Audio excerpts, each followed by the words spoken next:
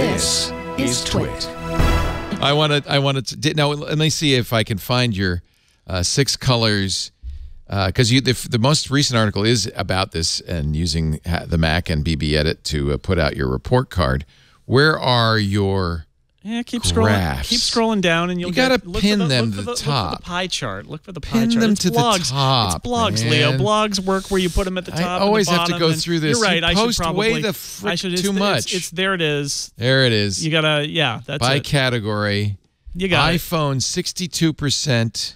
Services 13%. That's telling, isn't it? Services are growing. iPhone is there. This was the horrible quarter for Apple, right? The idea here is that they actually had to restate their earnings because it was a worse quarter for iPhone sales than they thought, mostly because of China, although not entirely. It was still their second biggest revenue quarter of all time, but only their third biggest iPhone revenue quarter of all time, which tells you something, that the rest of the business did really well, and the iPhone kind of hit an air pocket and did poorly, did very poorly. Yeah, but, I mean, it's not $38.9 billion in revenue. That's the 4-quarter average. So you want that's the rolling average. You want the actual number. Quarterly $52 number. billion they made on iPhones, right? 52. I wish I had that problem. And it's a $20 billion profit that quarter. Like, Apple does not need you to do a GoFundMe for them, right? It's not an issue, but this is the holiday quarter. It's their biggest quarter. iPhone sales or iPhone revenue was down. There's no doubt about it. And it's you notice be down how peaky this too. is, and each of these peaks is the big quarter. That's why I do that averaged chart. Yeah, that makes it because it takes out the seasonality. But if you draw a line going from each of the big quarters, you see that 52 is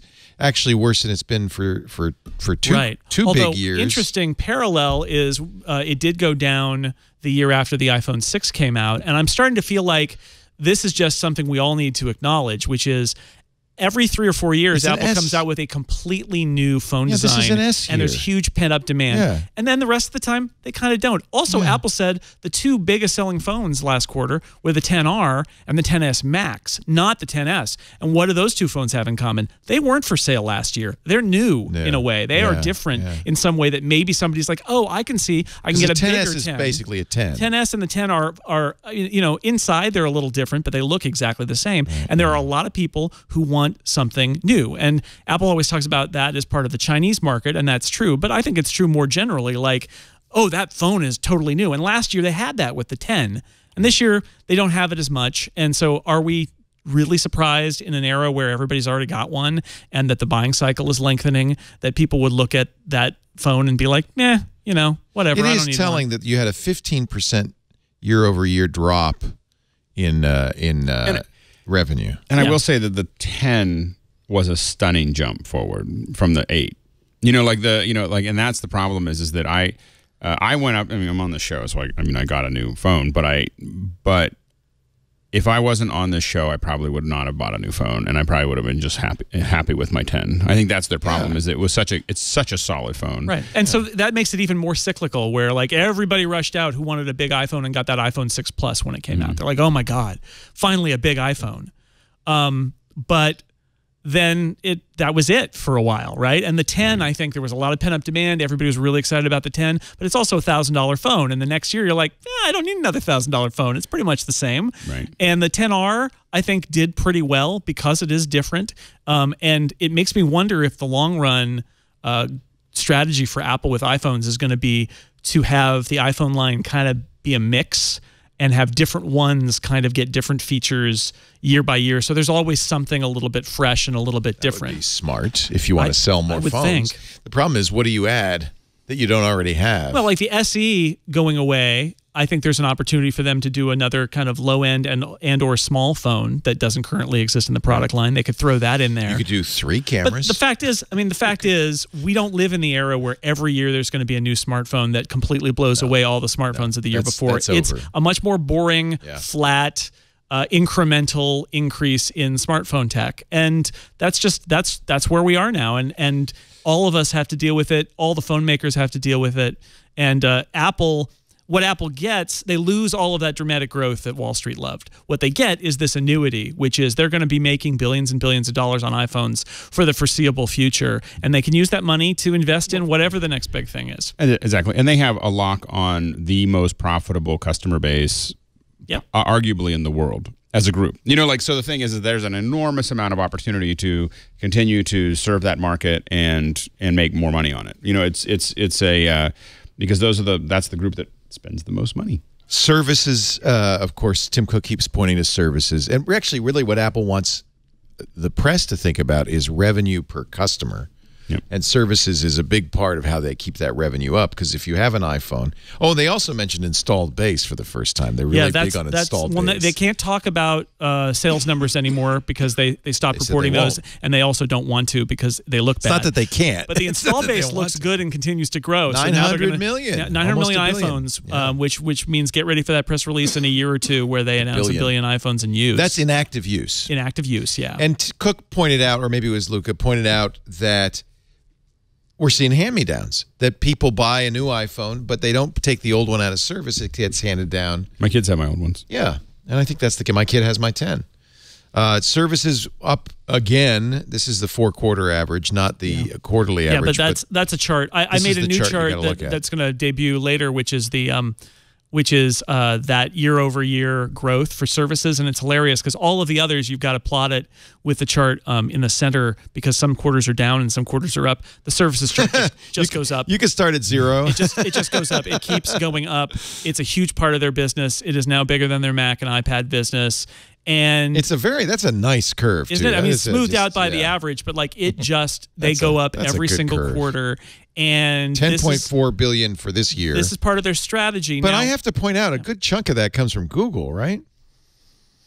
I don't know if that counts in services. You mean the search revenue? It's possible. Google gives them I think billions. A huge chunk of it is App Store revenue, right? Because the App Store is such a huge revenue generator, and then they give 70% of it back. Looking at this, and then the claim was that Google last year gave them $9 billion to be the default search engine in Safari. Well, $2 billion. And this year was $12 billion, so it can't be in this number. No, because this number is only 10. That is probably amortized across the product lines, right? That's probably goes into it's part of the iPhone revenue or something like that. Yeah. But yeah, still they made almost $11 million in services, and this is why they're going to come out with a video service this year and a news reading service this year, and who knows what else they're going to do, because they want to, these valuable customers, like Alex said, they want to be able to provide things that go beyond the hardware. And, that leads Apple into a pretty weird place, I think you could argue. But it also sort of is the nature of the tech industry today, I think. And we've never had,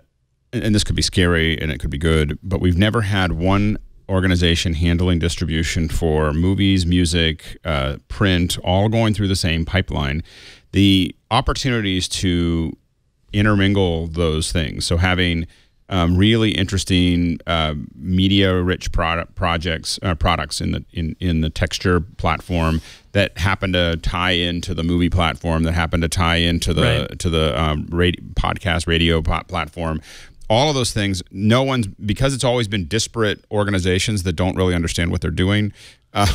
They just don't. That doesn't happen. They don't. The movie industry doesn't understand the print industry. The print industry doesn't understand the movie industry. There's all this back and forth, and I think that there's going to be a really interesting opportunity where we start to see that tie in much tighter between those platforms. And I think that especially because next month we're going to hear about Apple's streaming service, whatever that is. I think the services are getting so complex now that I am starting to believe that there will be some sort of bundle, some sort of Amazon Prime equivalent for Apple services. What would you include in that bundle? Oh, I mean, I think the news service is a good example. The texture thing, which is magazines, so news and magazines, Apple Music, video, TV, Apple Music, iCloud, backup movies, storage. But iCloud. I think scary version is Apple doesn't change your Apple Music cost, and they put the movies and the print into it.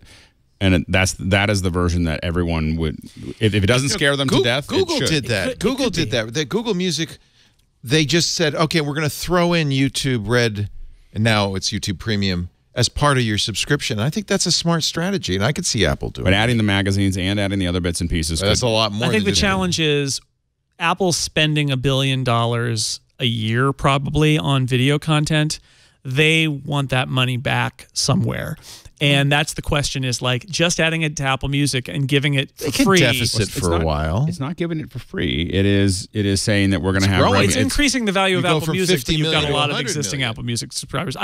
We'll see. I'm a little bit skeptical of that. It certainly would be simple if you got to do it. 100 million users paying, let's say, $10 a month is still $1 billion a month. Of revenue. Prime can do this because they have a revenue generator kind of underneath it, which as long as you're a Prime member, you're going to buy more stuff from Amazon, so we're going to make more money. What could Apple do with a bundle that would give them incremental income on top of the services they're selling in the bundle? Maybe sell more iPads, Apple phones, Macs. I don't know. What's the underlying revenue growth there? I still think that Apple is in a perfect position to become a bank.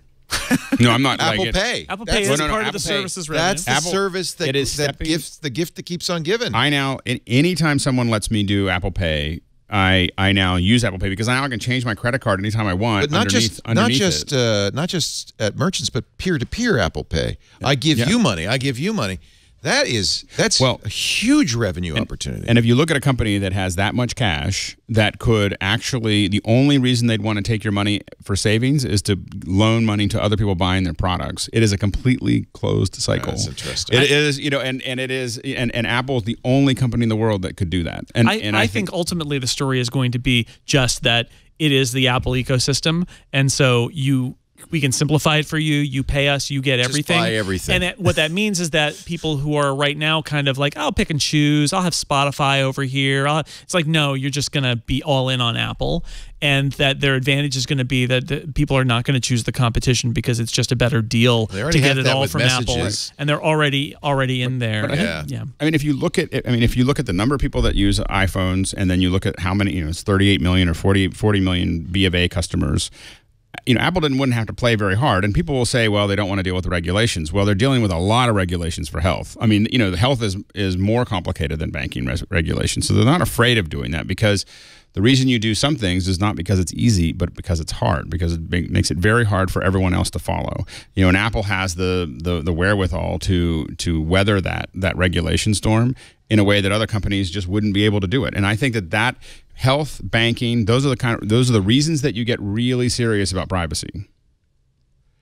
I always look at Mac revenue because I'm just that kind of guy, and I have to say this is the biggest quarterly Mac revenue ever. It is the biggest Mac quarter ever in terms of overall revenue. That's mind-boggling. It's pretty good. And Apple says that it's the most install base, I think, for iPad and Mac ever. iPad revenue also. This is the funny thing, is that lost in the iPhone loss, which is understandable because it's almost 2/3 of their business, is the fact that the Mac and the iPad had really good quarters. It's not surprising when you think about the fact that we got the Mac Mini. They had new products. Right? It's like, yeah, imagine that. You release new products that people want to buy, and they're going to give you money for them. But it is the best iPad year-over-year quarterly growth in 6 years, they said. But it was a dramatically better iPad. I mean, I think that was the thing. I mean, and pent-up demand for it. Yeah, exactly. And the Mac Mini, a $329 iPad. The Mac Mini, well, the revenue numbers, right? That's the revenue numbers are aided by the $1,000 iPad and the $799 iPad. But the Mac Mini and the MacBook Air too, which a lot of people rolled their eyes at and said, "Oh, who cares about those products?" But like, it mattered. There was a lot of pent-up demand for those products, and the Mac sales show it. Is there any graph you're particularly fond of that I haven't? No, they're all just, colorful bar charts. I don't know. Okay, let's talk about wearable home accessories, only because Apple did a little magic trick, which is this used to be called other products, and they've decided to rebrand as... But there's nothing different in it. It's the same set. It's the exact same set basket. Of numbers, but it's, So it's the watch, it's the AirPods, it's the hub. Exactly. But they've decided to market it a little bit instead of calling it other. Well... and that's also right, more accurate. Yeah, that's it what is. it is. Right. AirPods and the watch especially, but also like cases and stuff like also that. Also a record quarter, 4 point. Now this is, I'm sorry, that's this is the fourth quarter average, but so that's the yes, yearly. that is the record. Yeah, 7.3 billion in revenue. So all other aspects of their business are actually doing extremely well. And I don't if think next that's a year you do a coincidence. new iPhone, it'll show up like this, right? Possibly. Like a very different. If they do and improve, whether it's in 19 or in 20, that'll happen. But I think that the what's interesting, I don't think it's a coincidence, because I think Apple has known. They started talking about services 4 years ago, Apple has known for a long time that the smartphone era of explosive growth is over. Yeah. And so the question is, how do we keep growing the company? What else can we do? I don't think it's an accident at all that all of these other product lines are showing really good signs right now. That's one of the ways they counterbalance as much as they can the fact that the iPhone sales, again, are not crashing, but they're not going to be going up Well, anymore. the up was not from the U.S. market. It was from China, not for a long time. Yeah. And so of course, what they got surprised in the last quarter was that China cooled off so quickly. Yeah, if you look at they could see it happening. If you look at the regional year-over-year growth, China plummeting. If you look at the regional 4-quarter average, China going down. Yeah. While America's goes up. China looped above Europe for a while, and is now China revenue's back below Europe because Apple has definitely had a challenge in China. I'll show you with iPhone. Tim Cook's favorite chart. I'll show you right here.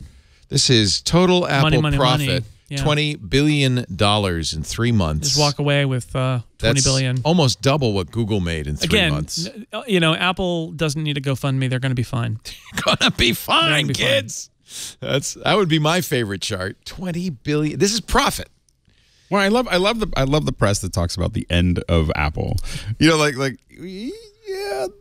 doing okay. I mean, if they just coasted for the next decade, they would still be making more than almost everybody else. That's the big thing about this, and I know Andy and I have talked about this a lot, this idea that one of Apple's greatest threats is its success, because it's true. It could do nothing, literally nothing, for about 40 years and still pay everybody, right? So the challenge is if you're Tim Cook, I mean, that's why he has one of the hardest jobs, I would say, in the tech industry, because he has to figure out how to have Apple keep what makes Apple unique while also making it it is a very different company than when Steve Jobs was in charge of it already, just in terms of scale. And how do you manage that? How do you navigate having this world where the services is a big part of the mix? It's hard because they have huge resources and they have to choose what to do with them and what path to walk. And it's a good problem to have, to make $20 billion in a quarter.